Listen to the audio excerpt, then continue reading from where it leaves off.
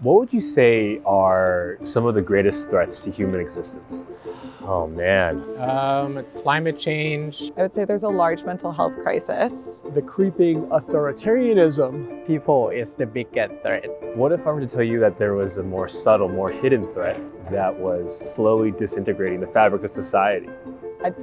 I would believe you. Have you heard of ghosting? Ghost? Yes. No, not ghost. Ghosting. Yeah, it's something. Okay. Is that where we're going? What's ghosting?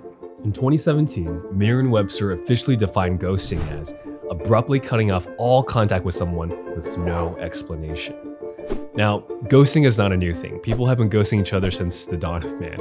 What is new, though, is that in this age of technology and texting is the ease of ghosting and consequently its widespread use and adoption in society. In 2014, 1,000 adults in the US were polled to see if they had ever been ghosted. 13% said yes. Just 4 years later in 2018, that number had jumped to 72%.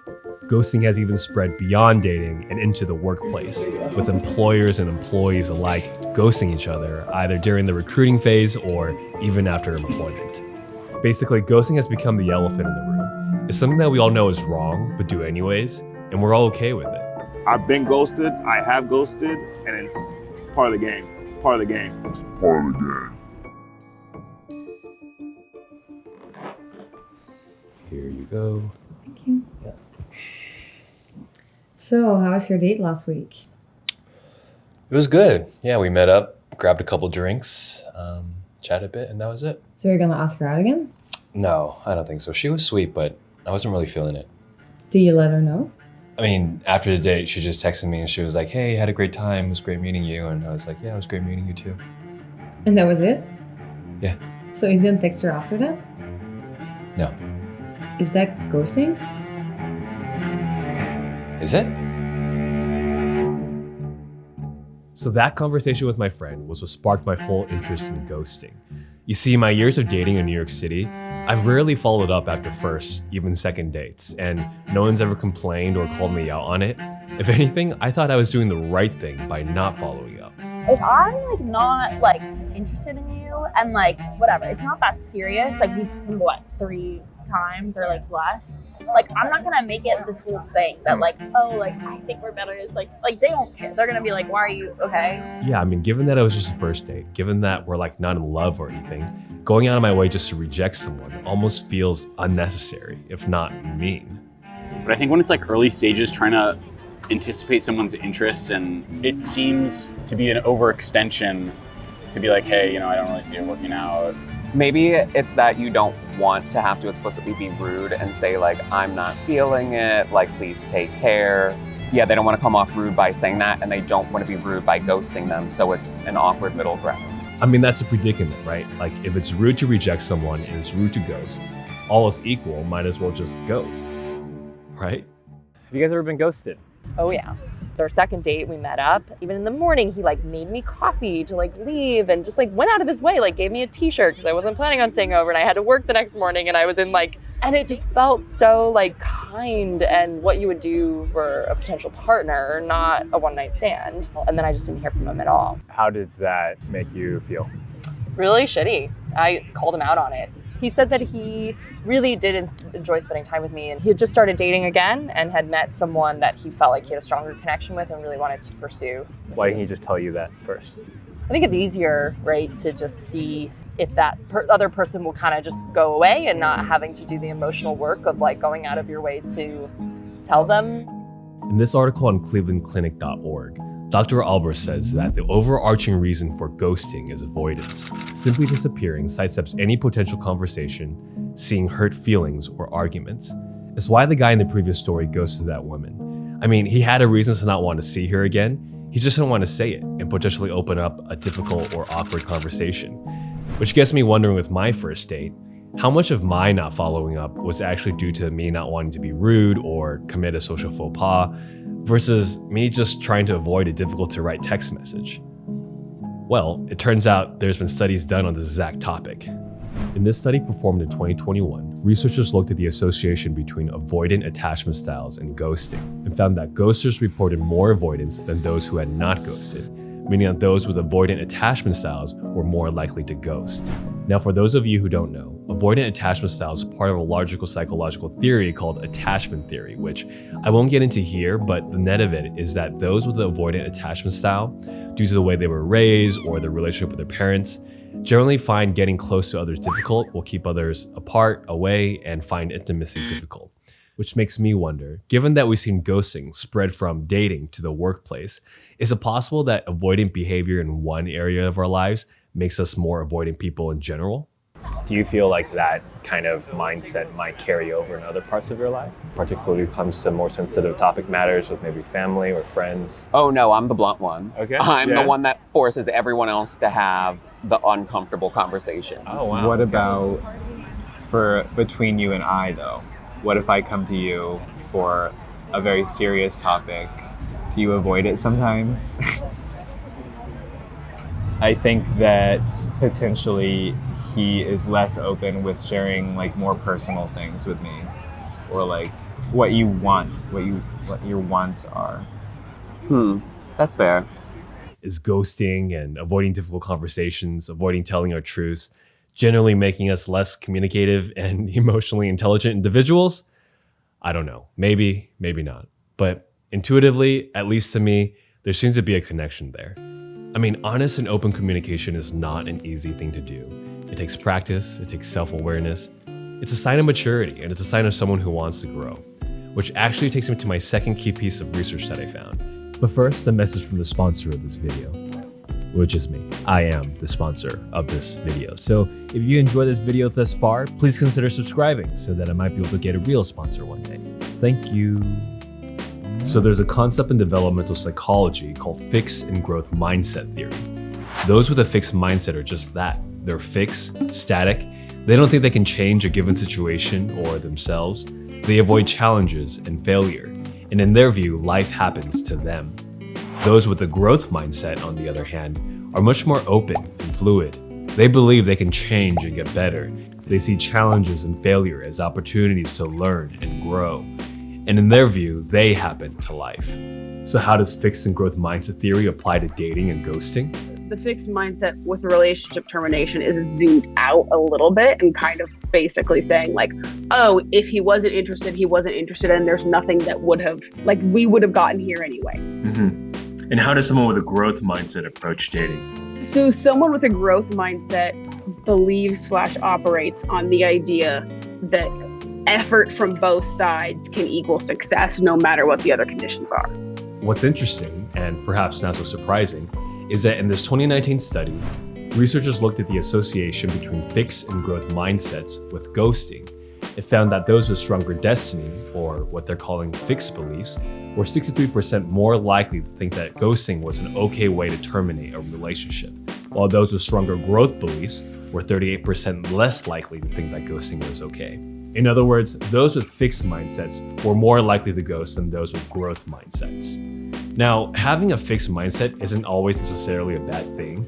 Sometimes it is better to just give up and move on. The point I'm trying to make here, though, is being aware of which mindset is optimal given the current situation. I think once you mix it with interpersonal relationships and other people, it gets a little bit more messy, because if you're someone who has a tireless growth mindset, then at what point are you crossing the boundaries of the other person?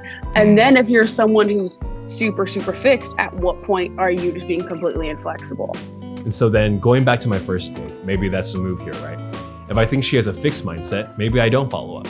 But if I think she has a growth mindset, which most women I date in the city do, then perhaps a better move is to follow up, open lines of communication, and see where things go from there. And this is interesting because now we finally get to empathy, actually thinking of others and trying to put ourselves in their shoes, which gets me to my third and final key piece of research. But first, a story.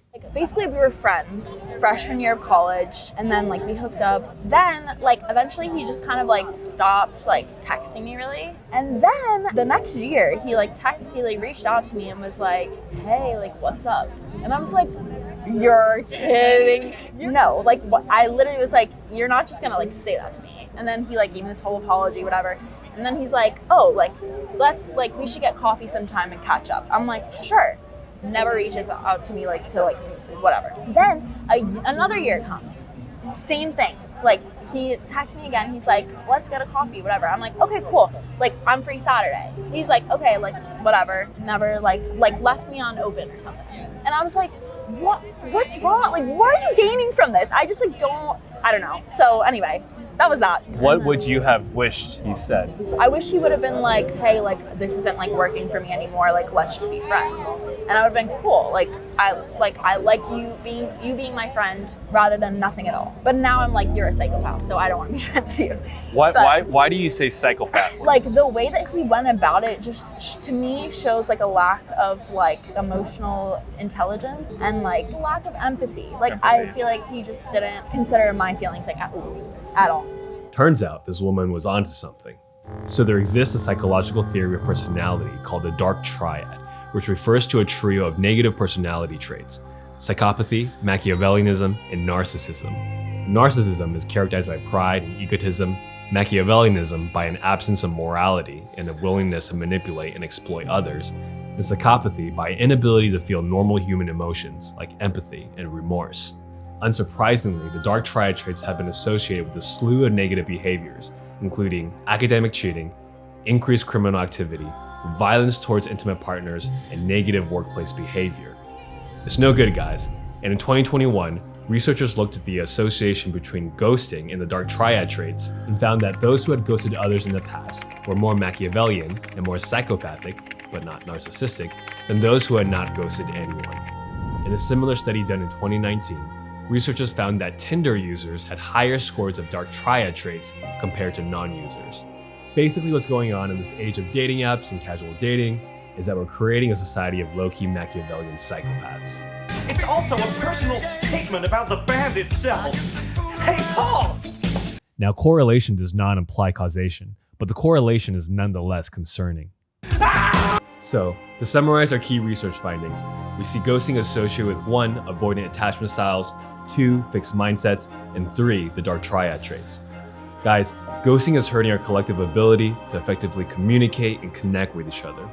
When we avoid difficult conversations, when we avoid telling our truths, we stunt our growth as individuals and miss out on opportunities to build more authentic relationships with others and ourselves. And not to mention, and hopefully this goes without saying because I haven't really touched upon this in this video, but ghosting is just a really messed up thing to do that hurts people. But we've lost sight of that because we've lost sight of our shared humanity. And in human history, anytime we begin to see others as less than human, well, that's always been a recipe for disaster.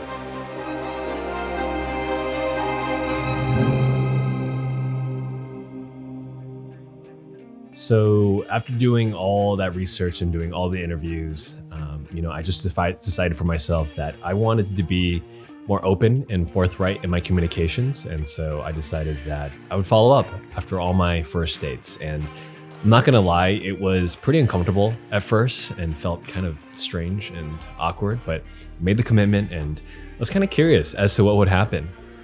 In the text, I said something to the effect of like, hey, I just wanted to follow up, not sure where your head is at. I'm not getting the connection or the chemistry that I'm looking for.